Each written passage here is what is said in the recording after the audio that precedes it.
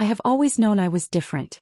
Ever since childhood, when my great-grandmother placed her wrinkled hands on mine and whispered words in a language older than time itself, I knew I carried something within me that others did not. That white, pure, untainted. A gift passed down through the women in our family, one that my husband never understood, never accepted. But my son Jordan, he did. Jordan, my beautiful boy, now 18, had always been my greatest supporter. Where others whispered behind my back, where my husband scoffed and turned away, Jordan stayed. He watched with fascination when I lit candles and murmured protective spells, when I placed herbs in satchels to bring peace and prosperity to those who sought my help. He asked questions that no one else dared to ask. "Does it ever tire you, Mom?" he asked one evening as I stood in the kitchen, crushing lavender and rosemary between my fingers, preparing a charm for a woman desperate to find love. "No," I told him with a smile, "because it's who I am." My husband, David, had never approved. Not from the moment he first learned what my family could do. He called it foolishness, nonsense, sometimes worse. It had been the one crack in our otherwise steady marriage, the one thing we could never truly see eye to eye on. But I never let his disapproval stop me. Jordan never let it stop him from admiring me either. He would sit by the fireplace, his dark eyes fixed on me as I worked, his sharp mind soaking in every detail. And as he grew older, that admiration never faded. If anything, it deepened. The day it all changed was the day Jordan turned 18. I had planned a small gathering, something simple. A few close friends, a cake, some music. But as I moved through the house, lighting white candles to bring blessings upon my son's new chapter of life, a deep chill ran down my spine. Something was coming. I didn't know what, only that the air felt thick, charged with energy that didn't belong. It wasn't dark, not exactly, but it was different. "Mom." Jordan's voice pulled me back, and I turned to find him standing in the doorway. The golden light of the candles flickered against his face, highlighting the angles that had become sharper, more defined in recent years. He had grown into a man when I wasn't looking. "Are you all right?" he asked. I hesitated. "Yes. Just a feeling." His lips twitched into a small, knowing smile. "One of your premonitions?" I nodded. Jordan walked into the room, his steps slow, deliberate. He picked up one of the white candles I had placed on the mantel, watching the flame dance. "I think I feel it too," he murmured. I stiffened. "Feel what?" "This." He gestured to the space around us, the charged air, the invisible threads of power that wove themselves into the walls of our home. "I always thought it was just you. Your magic. But tonight it feels like, I don't know, like it's in me too." A breath hitched in my throat. It wasn't possible. The magic had always passed from woman to woman, never to the sons. But as I looked at my boy, my son, my heart, my greatest joy, I knew he wasn't lying. He did feel it. The thought was exhilarating. Terrifying. "We should test it," he said suddenly, his voice edged with something unreadable. "No," I said too quickly, reaching for his hand. "Jordan, magic is not something to be toyed with. It's... But you use it every day." His eyes met mine, steady and unwavering. "You use it to heal, to help. Why shouldn't I?" Because I had seen what happened when magic touched those who weren't ready for it. I had seen what it could do when someone took a step too far, reached too high. Even white magic had its dangers. "Please, Mom." Jordan's voice softened. "I just want to understand it. The way you do." I sighed, pressing a kiss to his forehead. "One step at a time, my love." The rest of the night passed in a blur of laughter and warmth, but that feeling, the weight of something unseen, never left. It lingered in the quiet moments, in the way Jordan's gaze would linger on me, searching, questioning. And later that night, long after the guests had gone home and my husband had retreated to bed with a grumble about my witchcraft nonsense, Jordan knocked on my bedroom door. I opened it to find him standing there, barefoot, his dark hair tousled from sleep. "I can't stop thinking about it," he admitted. I smiled softly. "Magic is like that. Once it finds you, it never lets you go." He hesitated, then took a slow step inside. "Can you show me?" The question was soft, hesitant. I should have said no. I should have told him that magic was not meant for him, that his path lay elsewhere. But as I looked at my son, my beautiful boy who had always understood me in ways no one else had, I found myself nodding. "All right," I whispered. "Just a little." And as the candlelight flickered around us, I took his hands in mine and began to teach. not knowing that, in that moment, our lives would never be the same again. Something had changed between us. I felt it the moment I took his hands in mine that night. At first, I told myself it was simply the bond between a mother and her son growing deeper, strengthened by the magic that now hummed between us. He had always admired me, always been my greatest supporter, but now there was something else in his gaze, something I couldn't quite name. Jordan had always been an affectionate boy, the kind who would rest his head in my lap when he was young, who never hesitated to wrap his arms around me in an embrace. But now his touches lingered. A hand at my waist as he passed by in the kitchen, fingertips grazing my arm as we sat together in the evening. And then there were his eyes. Jordan had always looked at me with love. But now it was different. It started subtly. I would catch him watching me from across the room, his gaze lingering even after I met his eyes. He would study me as if memorizing every detail. How I moved, how I spoke, how I existed in the space we had always shared. And then his behavior shifted. He sought me out more often, his presence a constant shadow in the house. If I was in the kitchen, he would be leaning against the counter watching as I worked. If I was curled up with a book, he would settle beside me, close enough that his warmth pressed against me. Even when I was working with my magic, preparing charms and potions, Jordan would sit quietly nearby, his expression unreadable. One evening, as I prepared a protection spell for a woman who had come to me in tears, I felt his gaze on me again. The room was dimly lit, only the glow of candles flickering against the walls, casting long shadows. "You're staring," I murmured, not looking up from my work. Jordan chuckled softly. "Am I?" "Yes," I said, turning to meet his eyes. "Why?" For a moment he didn't answer. His dark eyes studied mine, and I saw the hesitation there, the weight of words unspoken. "I guess I just admire you," he said finally, his voice quieter than before. I smiled, brushing my hands clean of the crushed herbs. "You always have." "No," he said, shaking his head slightly. "It's different now." I frowned, my heart beating just a little faster than it should. "Different how?" Jordan exhaled, leaning back against the chair, his fingers drumming lightly against the wooden table. "I don't know how to explain it." I waited, but he didn't say anything more. The silence between us stretched, heavy with something I didn't know how to name. And then, as if sensing my unease, he smiled, his usual easy grin. "It's nothing, Mom. Just, watching you work is kind of mesmerizing." I forced a chuckle, brushing off the strange feeling that had settled in my chest. Well, magic tends to have that effect. But even as I turned back to my spell, I felt his eyes linger on me just a little too long. In the days that followed, Jordan's behavior continued to shift. He hovered near me more than ever, his presence almost constant. If I left the room, I would find him following moments later. He no longer hesitated to sit closer than he should, no longer pulled away when his fingers brushed against mine. It was in the way he spoke to me too, his voice softer, his words laced with something I couldn't quite decipher. One afternoon, I was in the kitchen preparing tea when I felt him behind me. I didn't hear him approach, but I felt him, his warmth, his energy. "Do you need something?" I asked, my voice steady as I reached for the honey.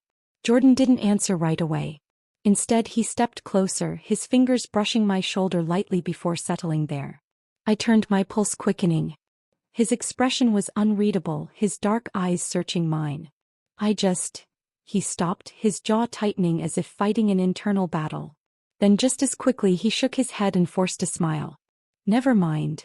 But I saw it. That hesitation. That something he wasn't saying. I swallowed, turning back to the tea. "You've been acting different lately." Jordan let out a soft chuckle. "Have I?" "Yes," I said, glancing at him over my shoulder. "You're always watching me." "Maybe I just like looking at you," he said casually, but there was nothing casual about the way he said it. I froze for just a moment before forcing a chuckle. "You sound like you're talking to someone other than your mother." Silence. It lasted only a second, but it was enough. Jordan's expression shifted, something unreadable flickering behind his gaze before he looked away. "I didn't mean it like that," he muttered, but I wasn't sure if I believed him. Something had changed between us. And I wasn't sure if I was ready to face what it meant. That night I dreamed of my great-grandmother. She stood before me, wrapped in the deep red shawl she always wore, her wise eyes filled with something I couldn't name. "You have opened a door, child." Her voice was soft but firm, the way it had always been. Some things once awakened cannot be undone. I frowned. What do you mean? But she only looked at me with that knowing expression, the one that always meant she saw more than I ever could. And then I woke, my heart pounding, the echoes of her words lingering in the darkness. The next morning, as I sat at the kitchen table sipping my tea, Jordan walked in. He was shirtless, his hair tousled from sleep, and for the first time I found myself looking too long. I blinked, shaking the thought from my head. He's your son. Stop it. Morning, he murmured, his voice thick with sleep as he leaned against the counter. Morning, I said, forcing my attention back to my cup. He didn't move right away. Instead, he studied me for a long moment, his eyes flickering with something I couldn't quite place. Are you okay? He asked, his voice softer than usual. I nodded quickly. Of course. Why wouldn't I be? Jordan shrugged, but his gaze never left mine. And in that moment I knew, whatever this was, whatever had changed between us, it wasn't just in my head. Something had shifted. Something unspoken. Something I wasn't sure I knew how to stop. Something between us had shifted, and no matter how much I tried to ignore it, the change was undeniable. Jordan's presence filled every space in the house. He had always been close to me, but now his presence was different. Heavy, charged, lingering. His eyes followed me in a way they never had before, and the way he spoke to me held an intimacy that I couldn't brush aside. And then one evening he asked me something that sent a ripple through the air between us, something that made my breath hitch in my throat. Mom, he said as we sat together in the dim glow of candlelight. Can you put a spell on me? I frowned, setting my teacup down. A spell? For what? He hesitated, his fingers drumming against the wooden table. I don't know. Something to make me stronger. To make me better. I studied him carefully, my heart thudding a little too fast. Jordan, you don't need magic for that. He exhaled, shaking his head. I think I do. I reached across the table, placing my hand over his. His skin was warm beneath my touch, and I felt the way his fingers twitched slightly, as if resisting the urge to hold on. You don't need magic to be strong, I murmured. You already are. He looked up at me, his dark eyes locking onto mine. Then do it without magic. I stiffened. What? His gaze didn't waver. You don't have to cast a spell, but tell me something that will make me feel like I can be more. I swallowed, my throat suddenly dry. There was something about the way he was looking at me, something that sent a warmth through me that I shouldn't have felt. You're already enough, Jordan, I whispered. His fingers curled under mine, gripping just a little too tightly. Not to everyone. I knew what he meant. David. Jordan had always been the son David never quite understood. Where I had embraced my magic, David had condemned it, and in doing so he had pushed Jordan away too. But I had never pushed him. And now he was pulling me closer. After that night, Jordan and I grew closer in ways that weren't easily explained. His touches lingered longer.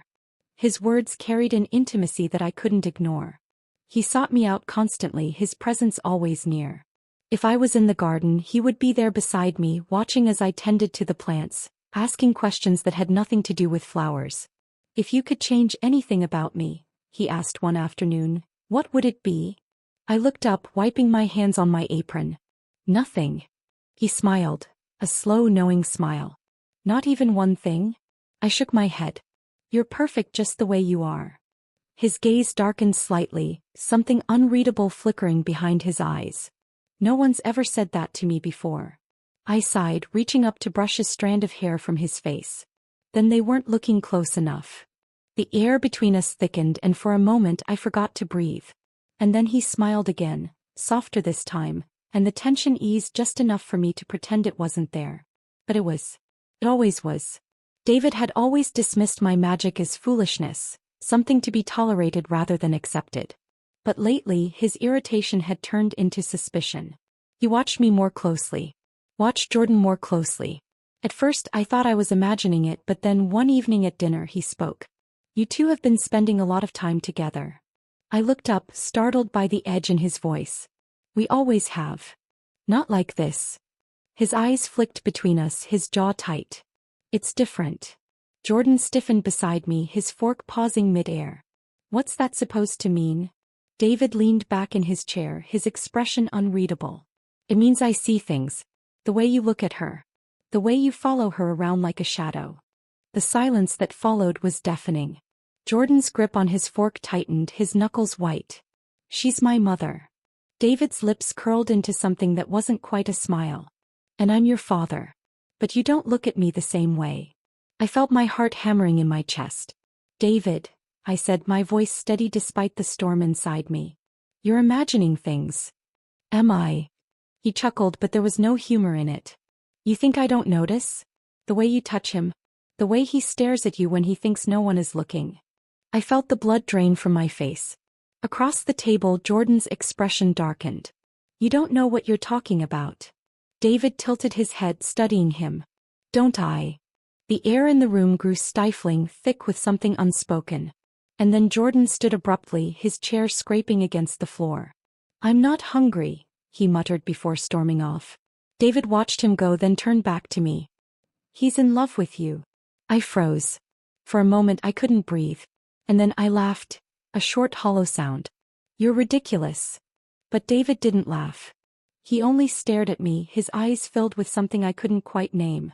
Something that looked a lot like fear. That night, long after David had gone to bed, I found Jordan waiting for me in the kitchen. The room was dark, illuminated only by the soft glow of the streetlights outside. He was leaning against the counter, his arms crossed, his expression unreadable. "What did he say to you?" he asked quietly. I hesitated. "Nothing that matters." His jaw tightened. "He's wrong." I nodded, forcing a smile. "Of course he is." But Jordan didn't move. He just stood there watching me. And then, slowly, he stepped forward, closing the space between us until I could feel the warmth of his body, until I could hear the steady rhythm of his breath. "Tell me," he murmured, "that you don't feel it too." My heart pounded. "Jordan." "Tell me," he said again, his voice softer this time. I opened my mouth, but no words came. Because I couldn't lie. Not to him. Not to myself. And in that moment I knew. David had been right. And I didn't know how to stop it.